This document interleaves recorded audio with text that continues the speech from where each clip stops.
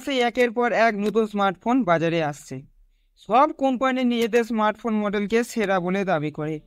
এই কারণে নতুন স্মার্টফোন কেনার সময় কোনটা ছেড়ে কোনটার দিকে যাবেন বুঝতে পারছেন না? তাহলে আজকের আপনি সঠিক ভিডিওয়ে ক্লিক করেছেন।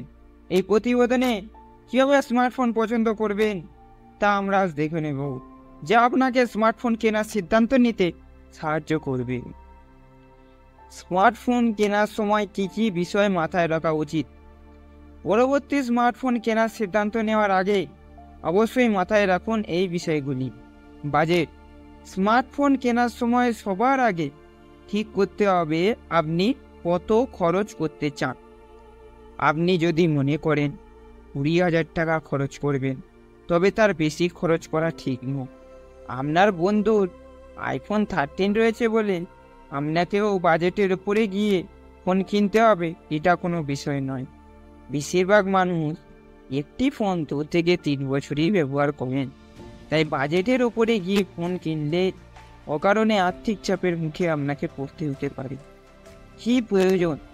এছাড়াও কেনার আগে বুঝে নিতে হবে ফোন ব্যবহার করে আপনি কী কী কাজ করবেন। যদি শুধুমাত্র কলিং, টেক্সটিং, সোশ্যাল মিডিয়া আর ক্যামেরা ব্যবহারের জন্য ফোন কেনেন, তবে হাজার হাজার টাকা বেশি খরচ করে হাই অ্যান্ড ফ্ল্যাগশিপ ফোন কেনার প্রয়োজন নেই। কম দামের ফোনেই এই কাজ করে নিতে পারবেন। আপনি যদি ফটোগ্রাফার অথবা ব্লগার হন, তবে ফোনে চাই একটি ভালো ক্যামেরা।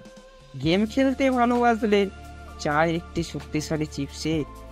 অপারেটিং সিস্টেম অ্যান্ড্রয়েড না আইওএস? এই প্রশ্নের কোনো সঠিক উত্তর হয় না।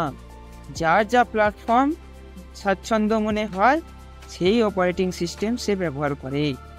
আপনি যদি ছোটোবেলা থেকে উইন্ডোজ পিসি ব্যবহার করে থাকেন, তবে অ্যান্ড্রয়েড অপারেটিং সিস্টেমও আপনার পছন্দ হবে। তবে আইওএস অনেক বেশি ঝলমলে ও ভালো অ্যাপ পাওয়া যায়।